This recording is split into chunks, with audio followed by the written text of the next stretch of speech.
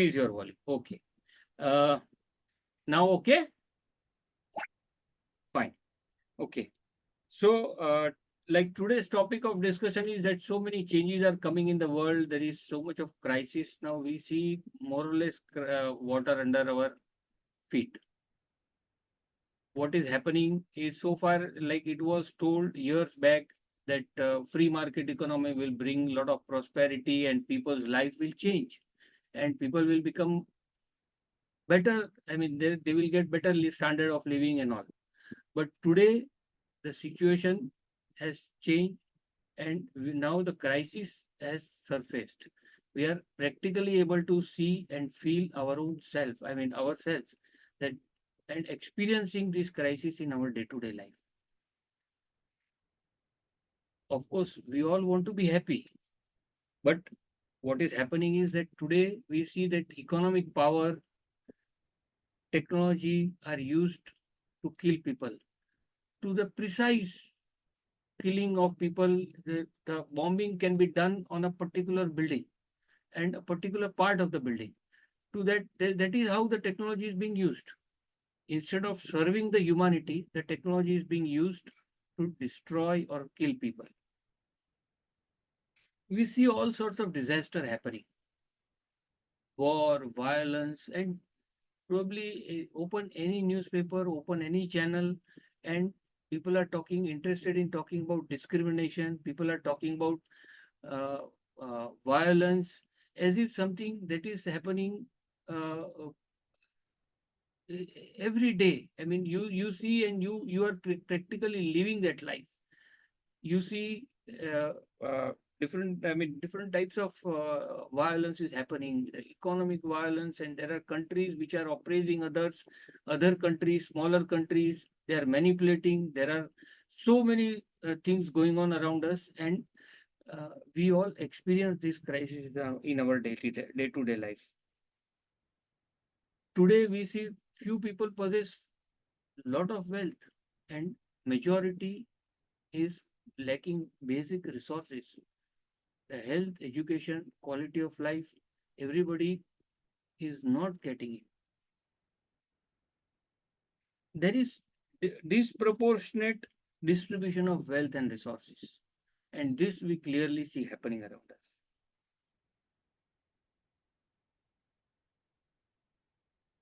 And this is what we were told that free market economy will bring. Free market economy will bring a lot of prosperity and uh, resources will be better shared by everybody, which is not happening. We see what is happening outside us, but let us see what is happening even within us. What is happening today? There is so much of communication in the world. Technology is increasing. I mean, every day new technology is coming. However, individuals still feel lack of communication. In metro cities, in big cities, people feel lonely. People commit suicide. People commit for small reasons, for very faltu reasons. People uh, fight and discriminate or do violence on others. Individualism is at its peak.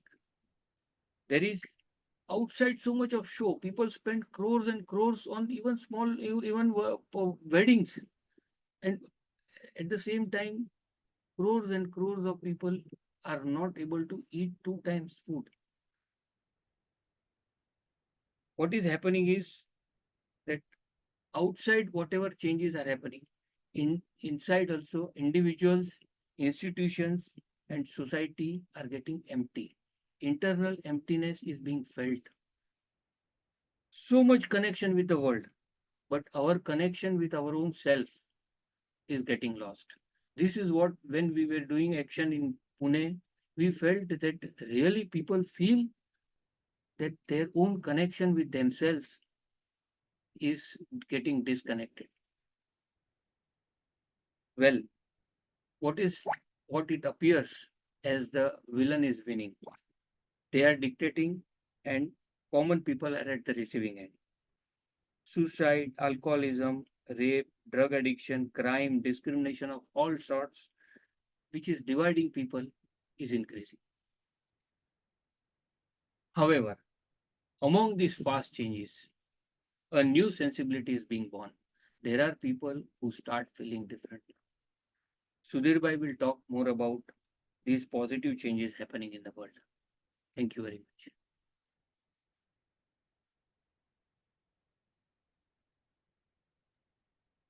Yeah, Sudhir bhai, please unmute yourself and please also introduce yourself to our friends.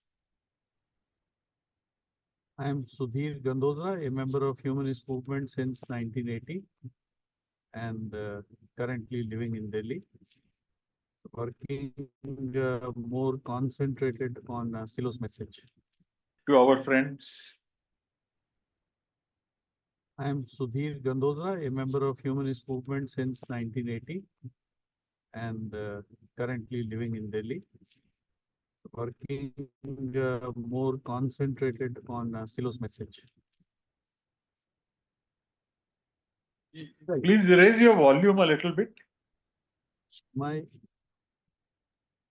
Actually, the volume is very low. Is it better now? Is it better now?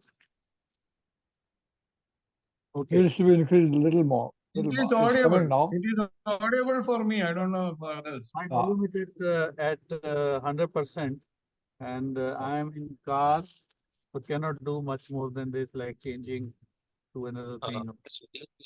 Okay. So I will run through very quickly a few images. What I want to establish, things that we know, nothing. I'm not bringing something very rare or new to the table. Silo said that the human being as a project is still not finished. So we need to have a perspective.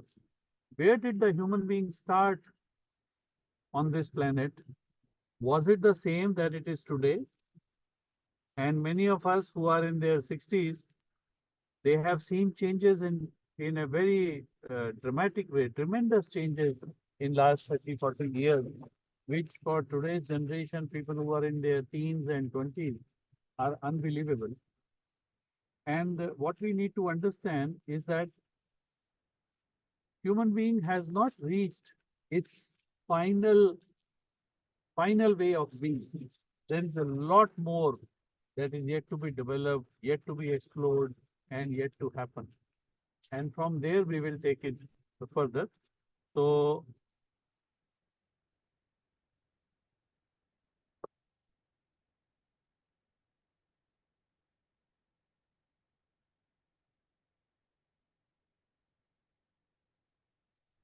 here are some images of prehistoric era of how things used to be in this world. These are the cave paintings. These were very advanced ones. There was something much before this that happened. People used to live like this. Of course, this is a very esoteric, romantic way of putting it. Things were worse than this. They were not so peaceful among each other. For example, the fear was there. This is how human being was living and hunting. Some of the images, things could be worse than this in the way that we know what is normal today. A sense of some people sitting together and eating. What you see remains there, according to historians, is an image, and these are remains of a dog. So dog is as old as that. Well, this guy with stones trying to do whatever. These were the kind of instruments that human being had at that time. This is how one scene, imaginary scene of how they would live. Well, stuff like this. They are hunting and eating and stuff like that. Well, this was a little more modern when human being had discovered fire and knew how to make fire, how to preserve fire, how to carry fire from one place to another, and how to cook food with fire. Before this, they would eat everything raw, whether it was animal meat or whether it was vegetables or whatever they were eating. Then we got into modern times, and look at the changes. Today we fly, and for this we don't have to do anything. We just buy a ticket and get into it, and we fly. We travel like this. We live like this. we dress like this, we have plenty of food, well put on the table, well served and stuff like that. Nothing raw, multiple ways of cooking it. We are networked across the world. We are connected across the planet, at least externally connected, maybe not at heart always. Our education is multiple types. We can take education in our village. We can travel 20,000 kilometers and take education there. All kinds of facilities and everything exists. Well, we use social media where we connect with each other in intelligent as well as stupid ways. We have plenty of facilities, and we we can think of connecting with whoever we want to do that. Now, with these images, the idea was to see that we were not what we are today. We used to be something totally different, totally different. Even those of us who have seen their, let's say, grandfather and great grandfather, the world was not what it is today. It was very different.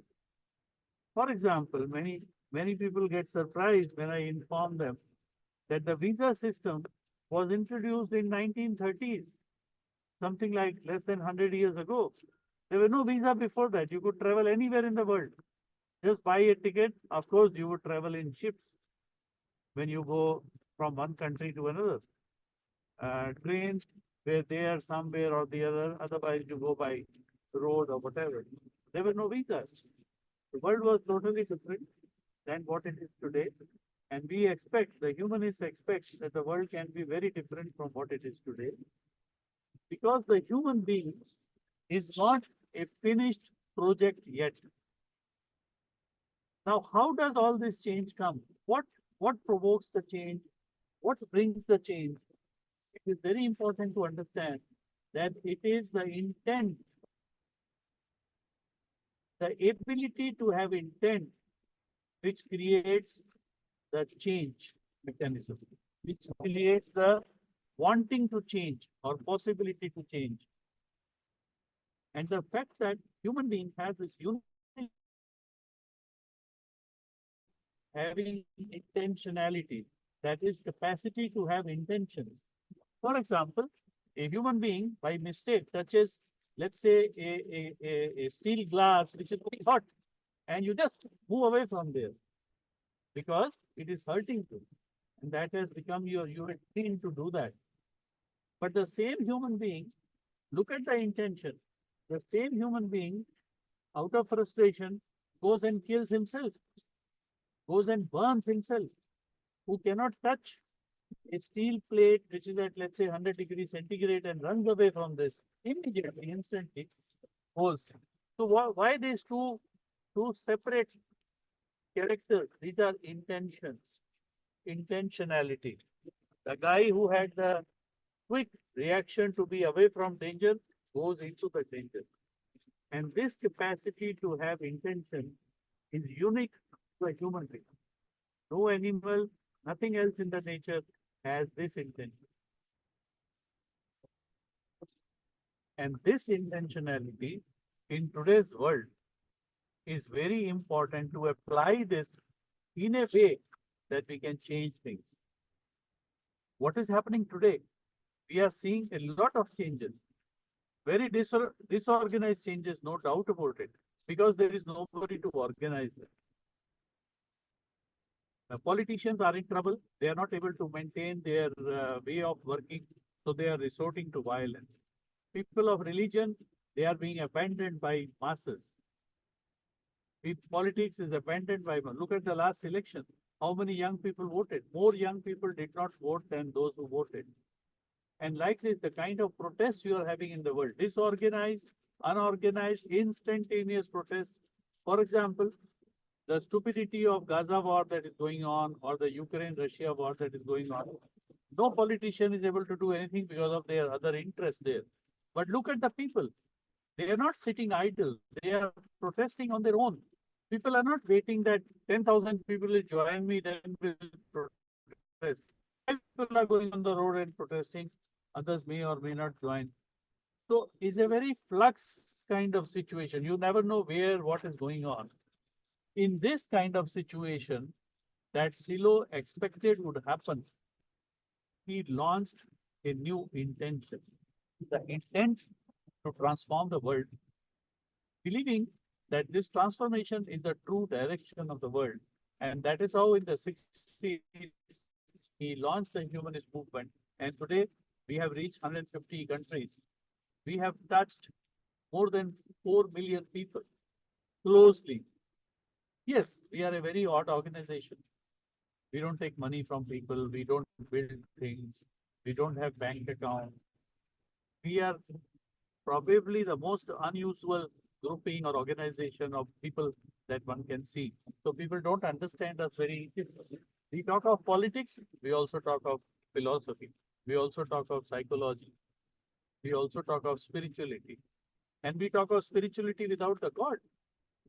We say, for example, that we could experience God within us.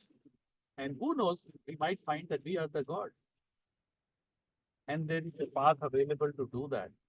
First time in human history, the transformation method for the human being is available in writing, free of cost, without obligations to everyone. Even without asking, go to our websites, download it, do with it whatever you like. So in this whole scenario where everything is at flux, everything is changing, and people are trying to protect the stupid interest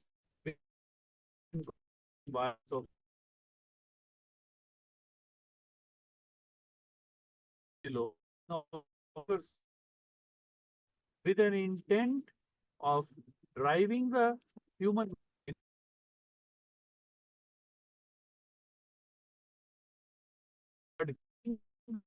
to take his own decision, what is fitness with this and how to achieve.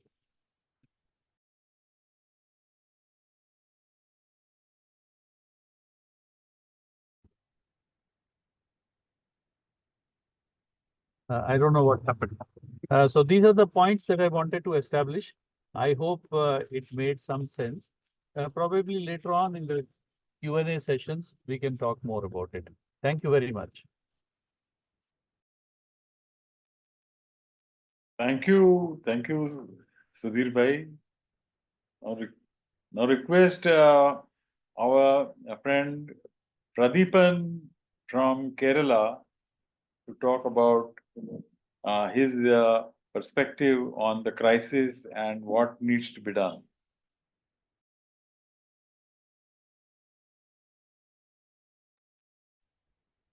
Okay, thank you, Ashutosh. Actually, I prepared a note for this. I don't know how it is fit for this today's dialogue or discussion. But anyway, anyway, we are our subject is the crisis and how to overcome from the different point of view means different point of view of the different organism of the humanist movement and what we can do for this.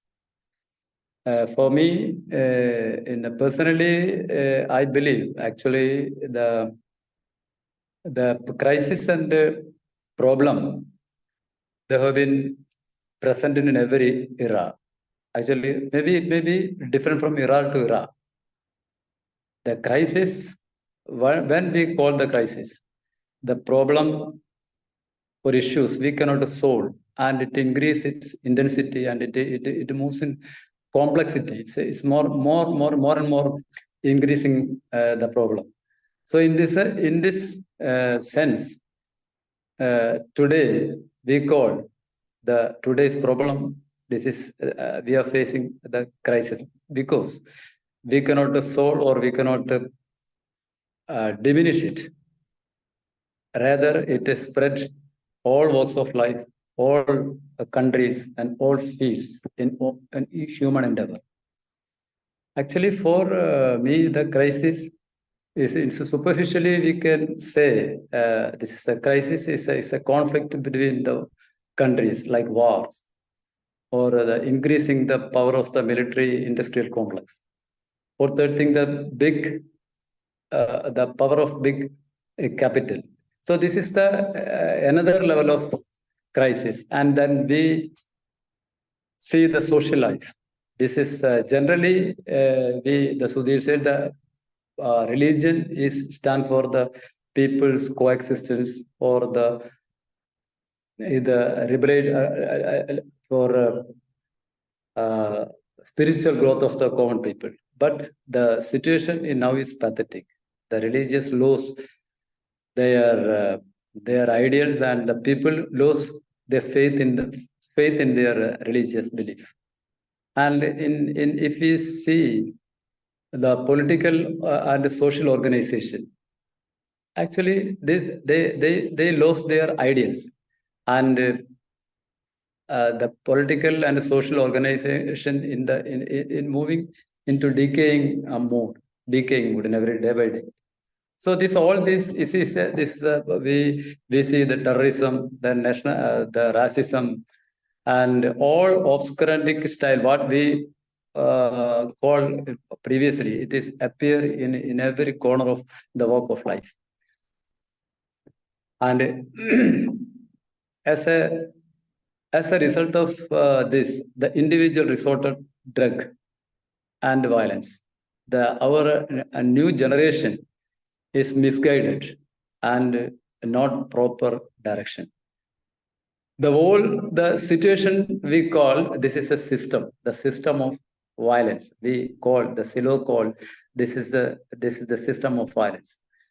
There's the lifestyle, the language, the movements, the activity of every individual is showing like this way. This is called the new type of language. This language is no way escaped from any individual or any country or any even in the small place on earth is not escaped from this violent situation. So this is the biggest crisis we are facing. So but we all the humanists all over the world, we are doing the transformative activities. This is the World Without War is an exemplary example for this. What we the focus of our work is on the changing the people's consciousness. It is for that we organized 2 world marches, the World March for Peace and Non-Violence. And the upcoming 3rd World March also is in this regard. During these campaigns, all the World March campaigns, we are proposing the sign on non-aggression treaty, just like the treaty signed by the country for the trade agreement for their development. For like this, we enforce to all the countries to do the sign to non-aggression treaty.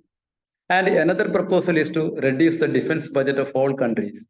This was we can in this way we can reduce wars and conflicts and lowering the strength of the military-industrial complex. By reducing the defense budget, we can raise the standard of living of the individual in all over the world.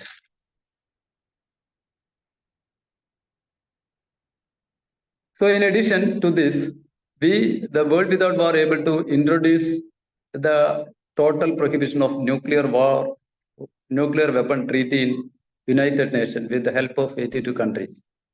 So this treaty now is obtained the legal status and enforced into law. This is the first step towards the vision of world-free nuclear weapon. This is also the reducing the present-day crisis. Another step against the violent system is conducting non-violent courses in collaboration with the different universities all over the world. Above all, we are working against social level, at the social violence at the grassroots level. World Without War, the main objective to install the non-violent culture university. This is the idea and the practical step to address the crisis of the today's world, we believe. finally,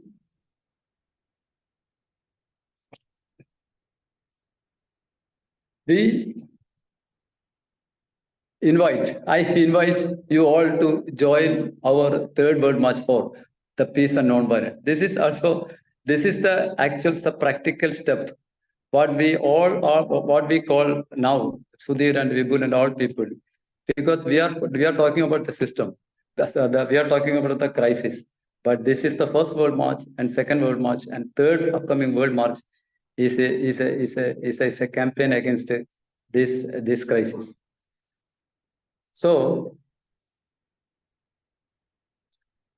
our third World March is a setting and begin to on October 2nd, 2024 in Costa Rica, and they visited all over North America and moved to America and visited UN and directly come to Asia. So in Asian region, in India, they visited 4th and 7th November. So I invite all you people, all organizations to join this campaign and actively propagate, actively diffuse the message of peace and non-violence. Thank you. Thank you very much. Well, thank you, Pradeepanji. You have outlined some concrete proposals about bringing about a world without war and violence. And there'll be, I'm sure, some discussion around these concrete proposals that you have. But we'll go to the question and answer sessions in the end. Now, let me invite Viren Bhai from Mumbai to talk about his perspective on the crisis and what needs to be done. Viren Bhai. Thank you very much. Good evening to everyone. The topic which was given to me to speak on was the crisis and the social contradictions. In this particular aspect, actually, one should understand what is crisis. Because for someone it's a crisis, and for someone it's not a problem at all. Actually, he can solve the problem within no time. So the crisis is relative. But the crisis for a person, whenever he sees the darker future. So whenever you don't have faith in the future, the faith in yourself, faith in the others, then definitely crisis is going to come. You can feel the crisis. So the crisis is such a way that a person to person it differs. And also the person to person, how much faith he has and how much fear he has got. Because it's a tussle between the faith and the fear. So now this is in general, actually we are talking about a crisis. Crisis like a financial crisis for an individual, for a country, for a group of companies. So this we call it a financial crisis because they don't see the other end actually. They don't see the light at the end of the tunnel. So in this darkness, the people feel the suffering of this crisis. Similarly, we have got a crisis about the health. There's a crisis in the family because the elder son says that I want to live separately. Younger brother he says something different. Father says something different. Now, these are all part of the social contradiction actually. And how does it get generated?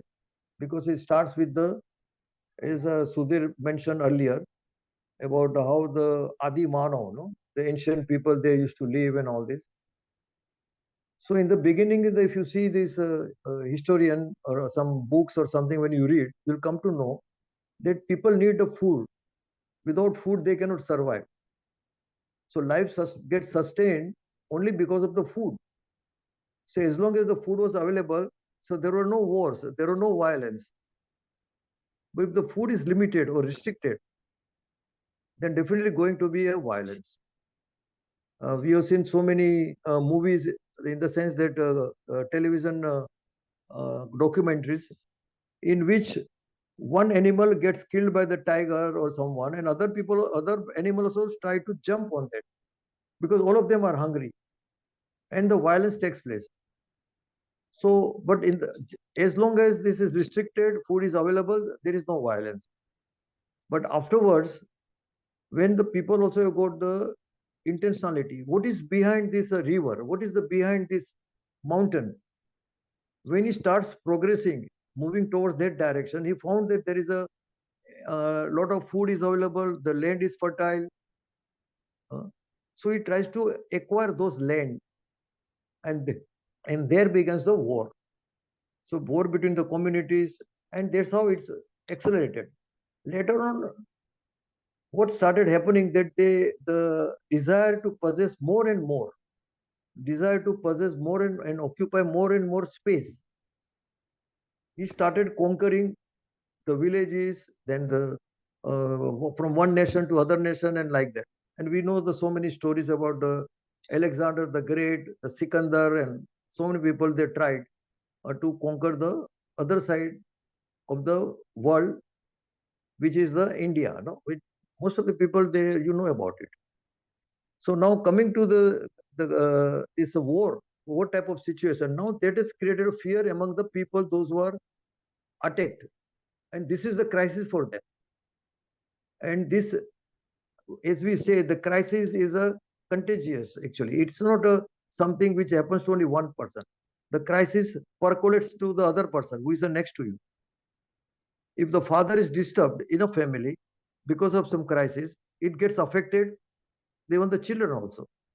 His behavior also will change. So if you look at the social contradiction, in which normally we talk about the thinking, feeling, and action not in the one direction, then this kind of thing happens actually. Now in the social contradiction, you want to do so many things in the society and you are unable to do it. So this is nothing but the contradiction. So in the movement also, the people want to do so many things actually. But it's unfortunately, we are not able to spend so much time, energy, commitment, because we also got some other commitment. Now this contradiction also we have to remove our personal contradiction, in which we can keep think, feel, and act in one direction, which we call it as an internal unity. Also, we have to do the same thing for the external unity. To avoid this contradiction is the treat others as you like them to treat you. So with these two fundamentals, we can achieve the total unity. There is no contradiction, at least in your behavior. And we are also surrounded by the another circle. One is my personal. Second is I am surrounded by my family, then my relatives, my neighbors, my friends. So we have to keep on enlarging this.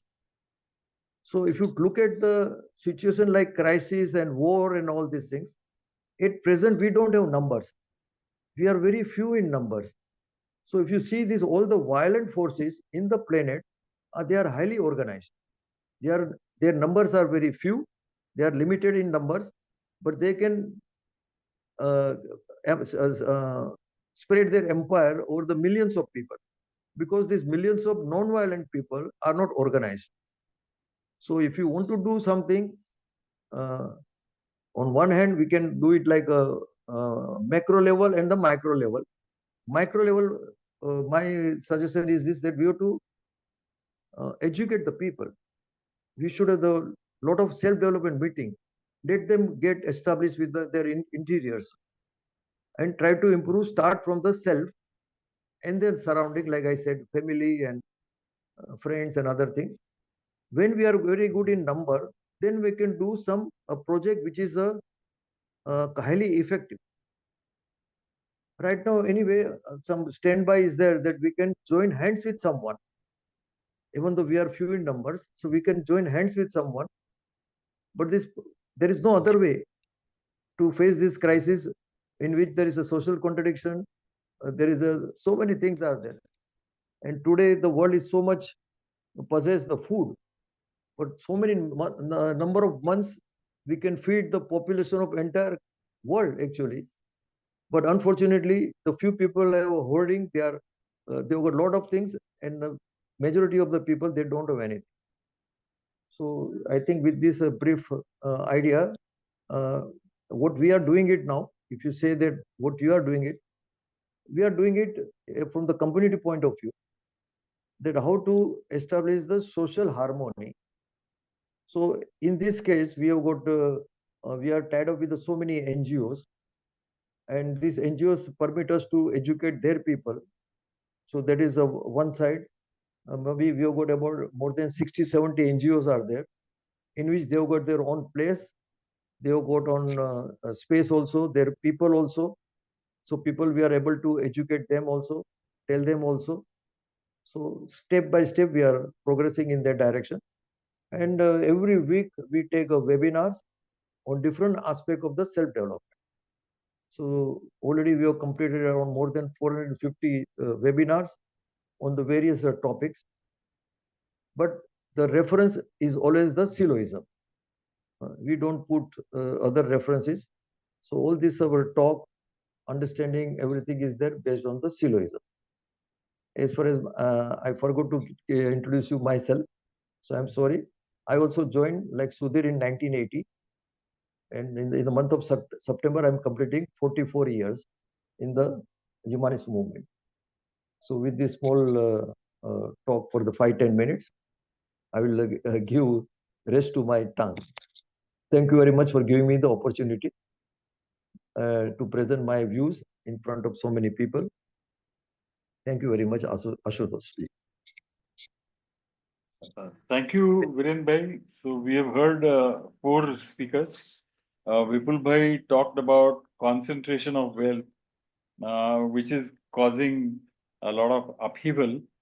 And Sudhir Bhai, Sudhir Gandodra ji spoke about how we are not a finished product, and with our intentionality, if all of us bring our intentionality together, then we can transform ourselves and our world. That is what Sudhir Bhai talked about. Then we had Pradipan ji, who talked about how to bring about an end to the atmosphere of war and violence. And he said that the world march for peace is what will mobilize people and demand from the government that they sign non-aggression pact, they reduce the defense budget, and they have already achieved the nuclear treaty, which has been signed by 85 countries. So these are measures which Pratipanji outlined, and Viren Bhai talked about how unless with the individual transforms himself, he will not be able to move forward in the form of social action. So he talked about working with self.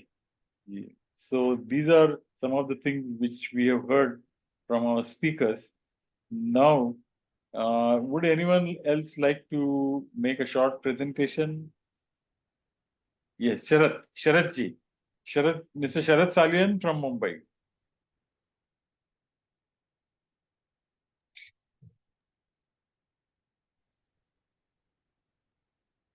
People are aware of the crisis. They are facing it in the society as well as at the individual level. But they don't have faith in the system, or they don't have any reference in the society who will help them to come out of this situation. We as a Humanist Center from Daisar and Boreli, I'll tell you how we are working. We are working for personal change, which should be as a function of social transformation. Then forming as many groups as possible at the grassroots level and trying to integrate more and more new members, preferably younger people. Then compensate the initial composition of members. Means the initial members who were there is not that they only remain till the end. We should have new members who are more younger. We should have regularly weekly meetings.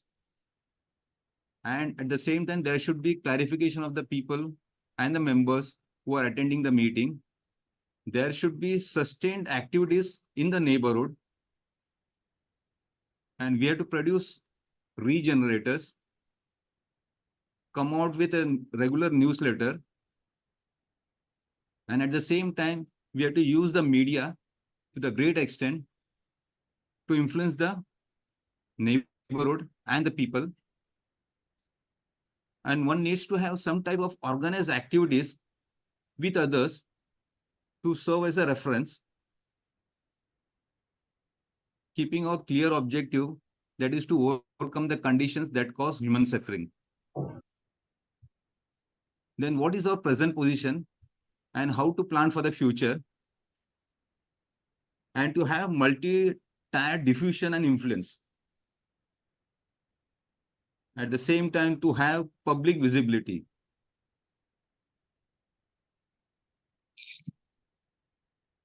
With all this, we are growing in Dahisar and Borivali, and people come and discuss the different problems which are there in the society, which we all are aware, but we say that what we can do.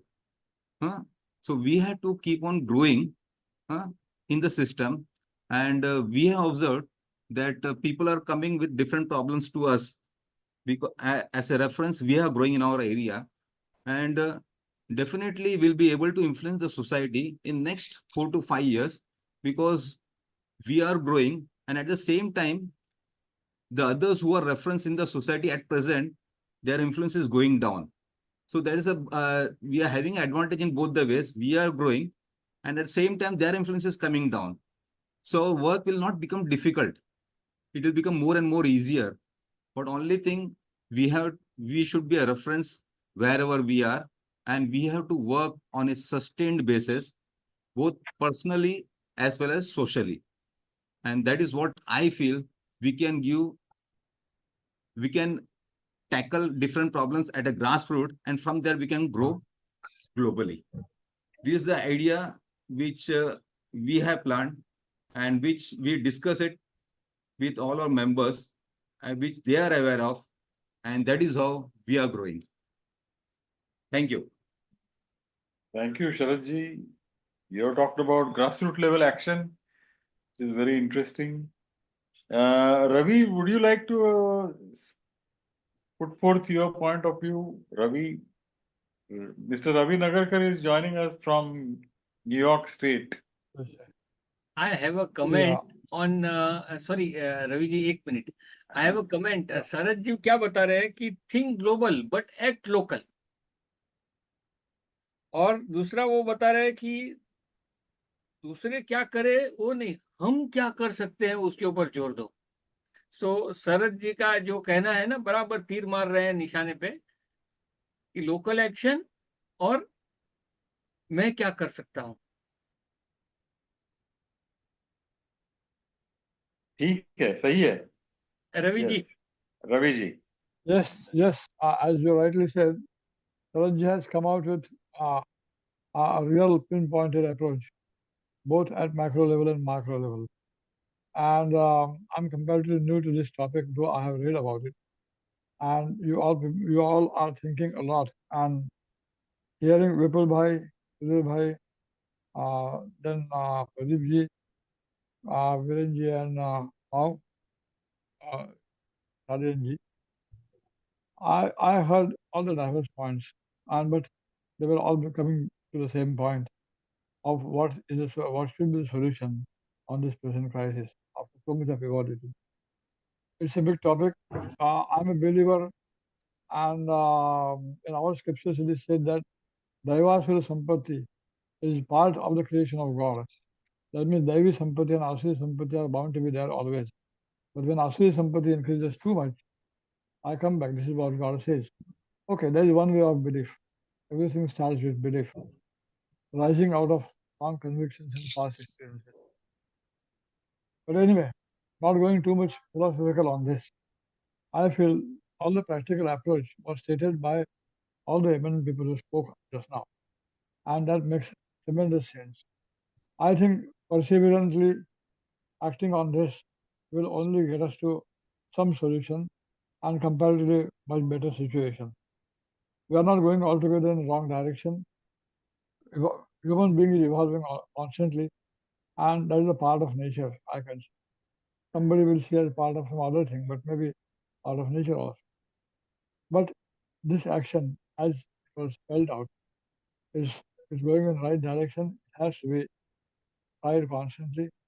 The real problems of hits in the minds of individuals, which finally culminate on the level of larger organizations or nations or whatever you may call. They are needed to be addressed constantly, and there is no short solution for that. But this constant thinking, constant churning of thinking, and creating awareness in the minds of all the common people, uh, not to act in an extreme manner, will only lead to some kind of larger level of solutions to all this. This is what is my strong conviction. I just expressed my thoughts in whatever ability I could. Thank you, Ravi. What you pointed out is that, unless the consciousness of people changes, things will not happen at the larger level. This is exactly what Mr. Sharat Salian was saying, and Viren Bhai was also saying about personal change and social change and social transformation. Both have to go hand in hand. Both have to go hand in hand. Okay. Anyone else would like to add anything before we open for questions and answers? Anil ji Colonel, आप बताना चाहेंगे? huh? Anil ji Colonel Dua.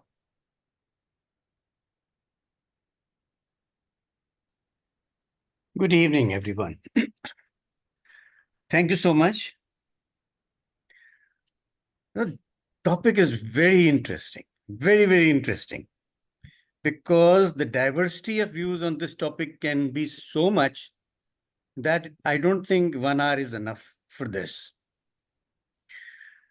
I personally view this issue like, do we have really a situation where we can say that we have some kind of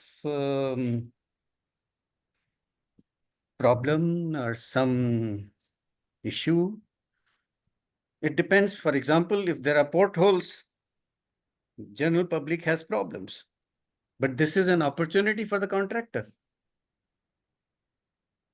This is an opportunity for many others. You think of anything and there will be a problem. I personally view this that humans have progressed from typical Darwin's model from somewhere to this situation. And we all agree this is a progress. Now, this progress will bring enormity, will bring many variables, and naturally will bring complexity. With those variables, because enormity means if we look at, say, even 100 years back, or 150 to 200 years back, traveling from Delhi to Calcutta would take Galip to probably 2 months to reach Calcutta and come back. Today, someone will take just about a day or two. Now, there is tremendous progress, but then this progress has made Calcutta and Delhi or Calcutta and Bombay so close. In fact, India and Europe very close, India and America very close. If our horizon increases, naturally the diversity will increase, complexity will increase. And somewhere, if we understand and look at that model of improving self, then we have to tell ourselves that there are many others. A poor person has got his own issues, a rich person has got his own issues, a middle class has got their own issues. And for them, for someone, it's a big problem. For someone, it's a small problem. For someone, it's an opportunity or no crisis at all. So what we call this as crisis, it is because whole thing has become complex And this is where probably somebody, some governments and world bodies are there to coordinate and bring some kind of, should I say, rebalancing or harmony. To my mind, harmony is the real word, and harmony again starts from where we started this topic, self. And if we start understanding that we have to have harmony with others, then there are certain compromises to be made, certain, we have to have empathy, we have to think about others apart from ourselves. And the crisis is more of a mental level than really in the other sense, because as we progress from, there's a rich, there's a very poor person. For him, the crisis is looking for today's dinner, tomorrow's breakfast. But for a middle class, that is no crisis at all. So I suppose somewhere we need to find a middle path where if we have increased, we have progressed, we have increased the number of variables, then how to coordinate and how to find something which satisfies. And naturally, there is no place for violence. There's no place for lack of patience. There's no place for all those things. And harmony probably gives an answer. Peace gives an answer. I don't know whether, because my views are drastically different from others in that way, but this is the way I will present before you. If you have questions on this, well, I'll be very, I feel very good that I will get answered through your questions. Yes, what I said is correct or incorrect. Thank you. Okay, so now we'll open the forum for questions. Please raise your hand if you have a question to ask. I have one question for Vipul Bhai and one question for Pradipan. So I will first ask the question to Pradipan ji. Pradipan ji, you rightly said that if we can reduce the defense budget, then it will be available for developmental purposes. But if I want to reduce the defense budget, my neighbor who is also fighting with me, my neighbor also has to reduce the budget. Or only I cannot reduce the budget, no? So how will you achieve that? That is my question. Ashutoshi, this is the proposal of the World March. This proposal is it's all over the country, not only in a particular country like India or China, like or Asia only. No, this is a proposal to all over the world. So then, if we can cut down to 20 to 30 to 10% in every year in all countries, then it's the finance or this allocation, this amount is allocated to our national development activities like housing, education, health, like that. This is our proposal. You're saying this is a proposal for all the countries. All the countries have to adopt this. All the countries have to. Right. Thank you. Vipul Bhai, my question is, you have rightly pointed out that concentration of wealth is increasing. And that is that is bringing money and wealth in the center. And that is in a way poisoning everything. So then what is our proposal to reduce the concentration of wealth? There should be there should be humanist government everywhere. So like Pradipan, I will back up Pradipan that this proposal has to go everywhere. Another thing is that personal transformation is also very, very equally important. Like when Viren Shah was saying, talking about the personal transformation part, or Sarath was talking about personal transformation part. This is what is happening is that even my interaction with college students is telling me that they are in a very diffuse state. And if their personal transformation, their internal clarification, their internal connect happens, it begins, they look at the world in a different way. today this crisis, this of concentration of wealth or concentrate, there are enough resources in some part of that world, and there is basic necessity is not available in some part. So what happens is that when starting from the individual level, if it reaches the country and the national and the earth level, the universal level, then there will be always consideration for others. It will not be one way traffic that things will happen. uh, this distribution is not going to happen automatically. We will have to intentionally work on that. This is what is my view. That unless we work, unless the countries, and say for example, today political power decides everything. You and me cannot decide anything. So to say. But what is possible is for us to go on street, go on pressurizing the government that no, this equal opportunity to all is must. It should happen like this. When we will be able to influence the governments, things will start changing. All right. This, Thank you. this Thank you. essentially needs a political decision, and this is one of the aims of the Humanist Party, to get into power and redistribute the wealth, reorganize the whole society and the whole world. The Humanist Party has been and is being formed across the world in different countries. Any other questions? Anil ji had some questions. Yeah, Anil ji. I have a question. I want to ask whether over a period of last few decades, number of countries has increased or decreased. Number of states in India have increased or decreased. Number of cities in a state have increased or decreased. One may say it's a question of population sometimes, but not always. Even at our own home level, now we have got nuclear families. So everything starts from self. If So what number is the of countries, question? What is the question? if the Anil number ji? of countries are going to increase, how can the budget be decreased, lowered? How can all this come down?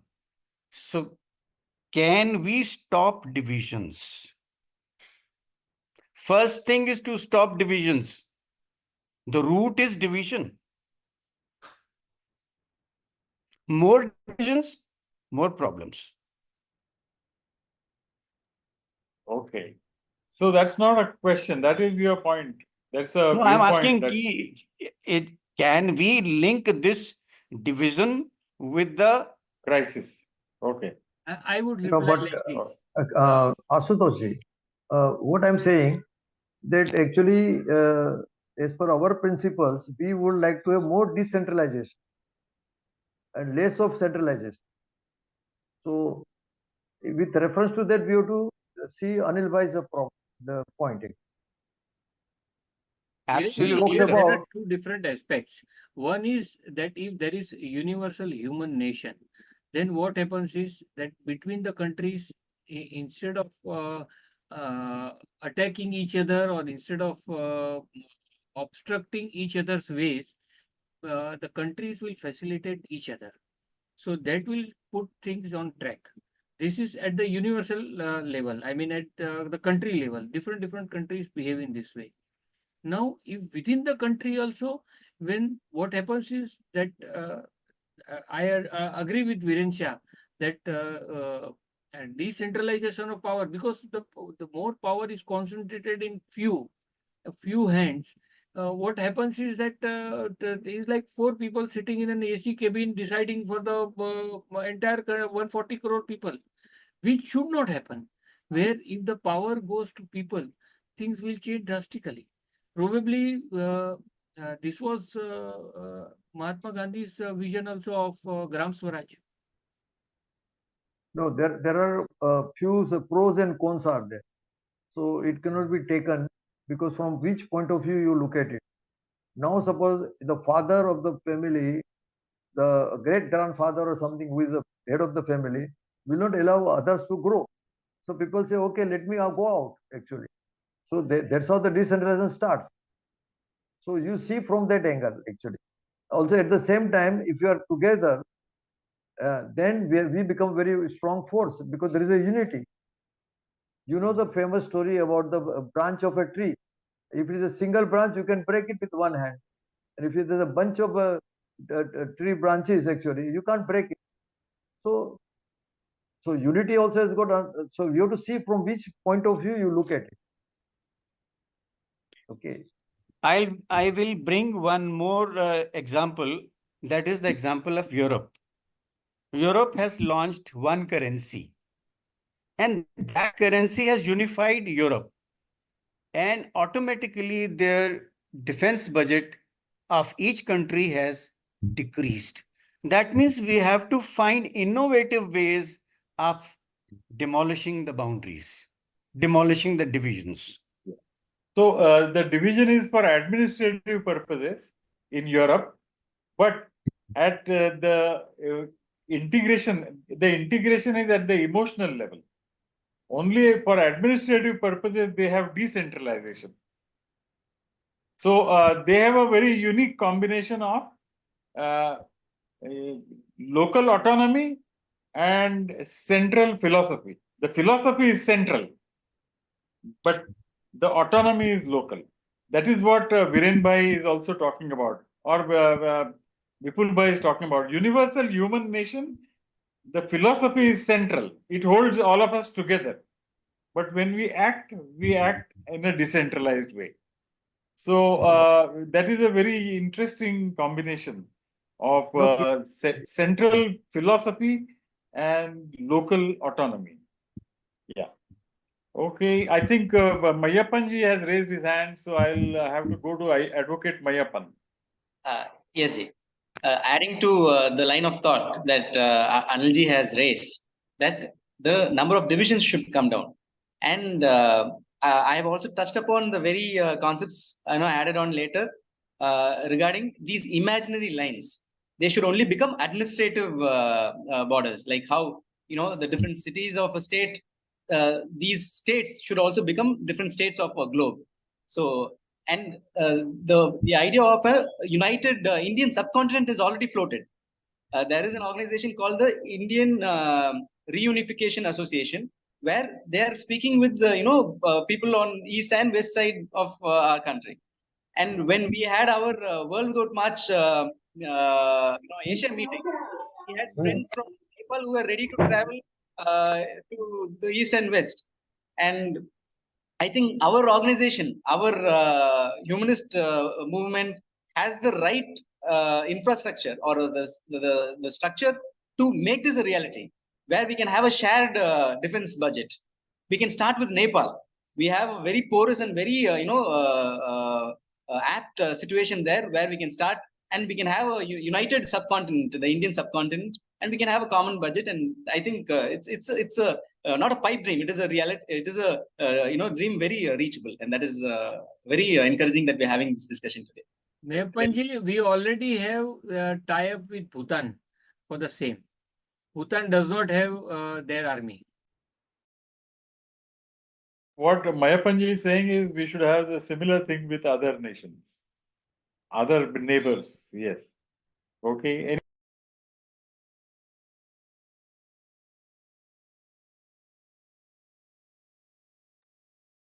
Ashutosh, your voice is gone. Okay. Sudhir Bhai, I have one question for you. You have stressed that human intentionality has the power of transformation. So, supposing all the people in India decide that we do not want corruption, will that bring corruption to an end if the intentionality is strong?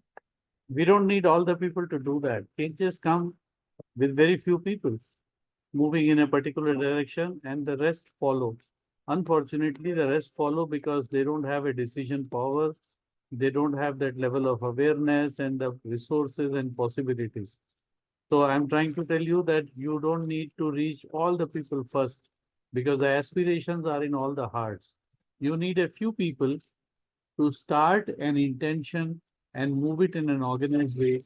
Just that one man in the 60s, who we ended up calling as Silo, who started something, and here we are today, like this, sitting across the world in more than 100 countries, talking like this in small groups, yes, but these smalls have been big and they'll grow big again, depending on the intentionality applied. Look, whether I come to this meeting today or not, it depends on my intention. Whether we organize this meeting or not depends on the intention of a few people who came together. You don't need the whole movement to start a meeting. Thank you, Sudhir bhai, for clarification. Sushil ji, I- you have a question. Sushil. Yes. It is rather a continuation of what Gandotra was saying about intentionality. And my benefit from this movement is about now I understand that humanist movement is about a sensibility and an attitude. And intentionality, and it is learned in this moment. And one person is enough. This is my experience, that we may not, as a group, humanist group in Pune, we may not be successful in enlarging our group size, but definitely as a person, I find in whatever forum I participate, in our cooperative society, in education, I am able to propose a different point of view and different sensibility. And my experience is it affects people. So what I urge is, apart from developing the structure of humanist movement, every humanist is a messenger of Silo's ideas. And I think there is a lot of similarity between Gandhi and Silo. As individuals, they spread the message very powerfully. I think I think most of us might be doing also. I remembered this intentionality and the individual role in that.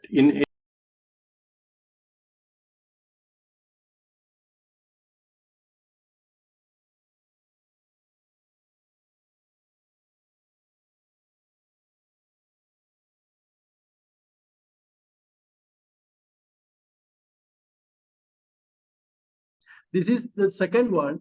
And we invited many new people to participate this program, because we have a wonderful universal humanism with us. It is very a wonderful thing. We want to share it with hundreds of people. One thing you notice here, in this meeting, around 15 members participated. But actually, what is the average age of the participant is 55 plus. Actually, it is a negative point. We started our program before 55 years ago. So we want to go. Yeah, we want to go very. So different organisms are working in different fields in India, and humanist parties also they are also planning to a huge growth. For this, the Humanist Party and other organisms also decided to plan such meetings and online seminars. So we expect coming months, we will do such seminars about different organisms, different proposals of the universal humanism. And we expect new people also. Today, we expect at least 20 new people, but unfortunately, only 1 or 2 members participated. Anyway, it is very successful. We expect more people in the coming days. So I think I do not need any conclusion. We have a conclusion that the universal humanism is the only way to solve the problems of this society. And our individual level also. It our master Silo beautifully described all these points in his book, Letter to My Friends and to Humanize Her. So you please go through that. If you have any doubt about the change, about the confusion, about the crisis, then you please refer those books. And I request you just understand it and you just give it to the hundreds of people in many ways. That is the simple thing I want to share here. I thank each and everyone to participate in this seminar and to share your opinion. And in the coming days also, we are planning such a bigger events. So we expect your participation and at least you invite one more friends in these meetings.